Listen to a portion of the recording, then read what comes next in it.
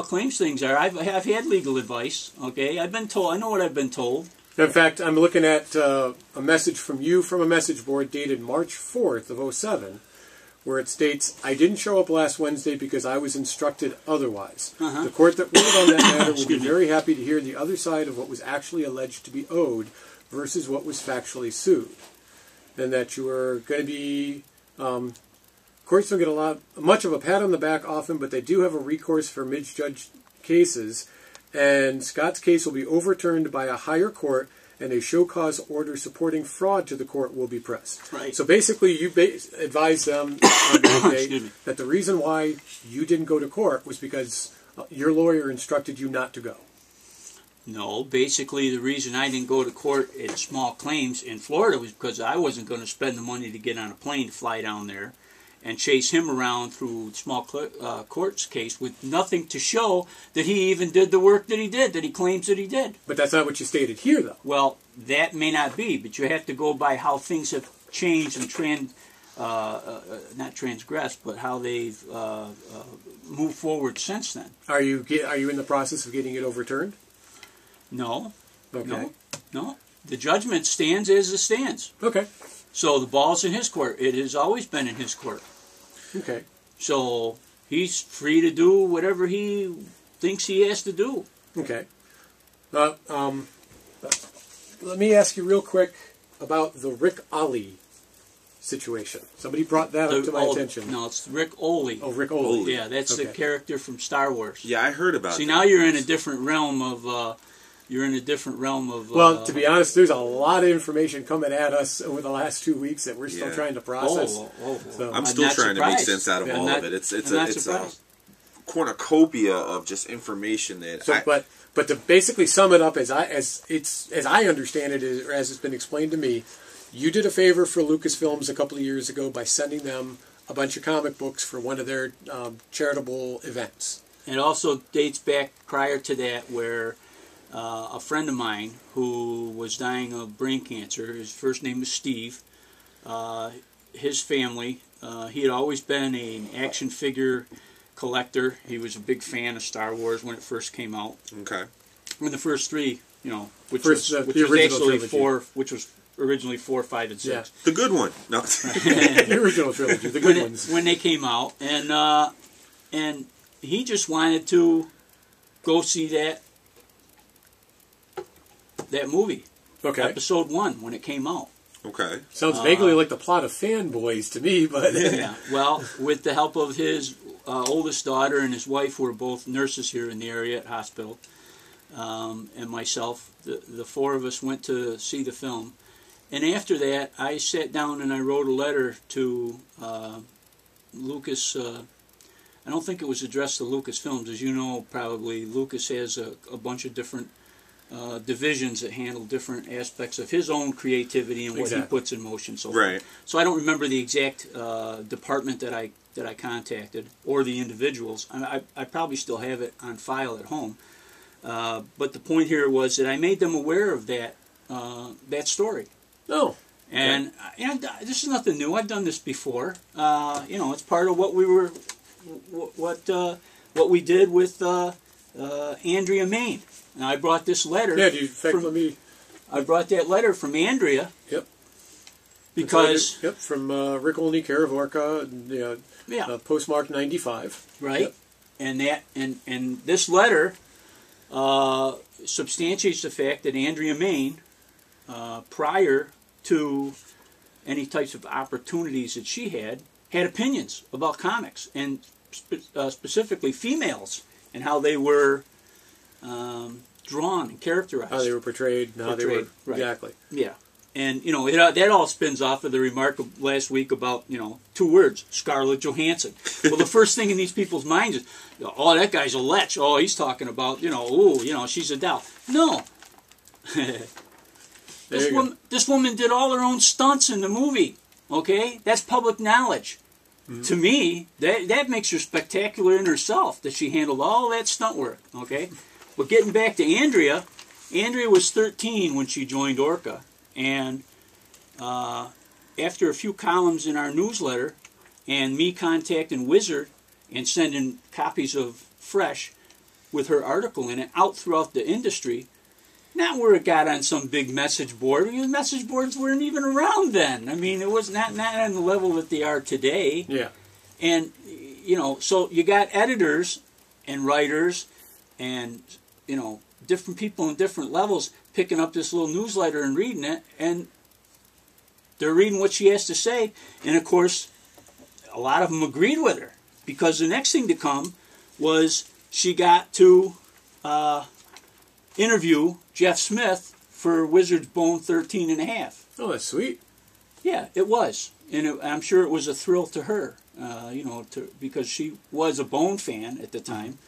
And it's only because, you know, the characters in here don't run around with basketball-sized breasts, okay? You know, it's all connected, Jeff. Yeah. In one form or manner. But swinging back to the whole... Keep swinging me back. So basically, you contacted Lucasfilms, told them about your friend. Yeah, and the next thing I know, I'm walking into Toys R Us, as I did back then, you know, because I also had a fondness for action figures and different toys and things. I'd buy them from my kids, and you know, I mean, bought some of them for myself. And the point is, I went in there and I'm looking through the Star Wars characters, and here's this character on there called Rick Olney. Well, you know, draw your own conclusions. Well, right? I mean, you know, but the thing is, one of the things that they've brought to our attention is that so many versions of this story have been put out by you. No, there's one involving a letter that you received. There's only been two versions. One version is the fact that I was contacted and asked what Orca was about, and then turned around and helped them in some small way. Okay. And then subsequently then stayed and made them aware of this situation with my friend Steve. Okay. And did he ever get to see episodes 2 and 3, or was it just episode 1? No, he just got to see episode 1. He passed away not too long after that. Okay. And now for that part of it, you know, I mean, I don't know, other than if I drag his wife in here, which she'll gladly... Oh, no, I mean... No, I'm just saying, from the point of, at what level do you satisfy these assholes? Okay? Where, you know, I understand what you're doing, and I appreciate what you're doing. Okay. But I can't tell you anything more than actually what happened. Well, the thing is, it's just what we're getting is that you've told this story differently more than once. There's that story with your friend Steve, and then there's, you know, the story issue, about the comics. I sent comics out to California. Right. And the next thing I know, there's an action figures, which... I mean, because the situation with your friend Steve, which is a great story, the downside of that is that, you know, you're basically saying that by that point, by the time you sent him the letter advising him of his friend, and then he walked into the toy store and saw Rick Olney, that character had already been named before he even got the letter. So then how does that story turn into you getting an action figure named after you? I have no idea. Okay. I have no idea. You know, to be honest with you, I don't know at what point which actually happened first. I know that I had letters, a couple letters that went back and forth. Okay. I also know that when it came down to the whole aspect of Orca and what Orca was doing at the time, that may have played a part in it. Okay. Because the character Rick Olney is actually, you know, that character is a starship pilot who, in the film, was responsible for giving young Anakin Skywalker his first starship flying lesson. Well, and in some regards, the looking back over it, I was responsible, not just myself but others, but my name got attached to giving free comics out to kids. Okay. And trying to inspire them to read and to be creative, to write their own stories and draw their. And you know, I still got stacks of art from 8, 9, 10, 12-year-old kids of different, their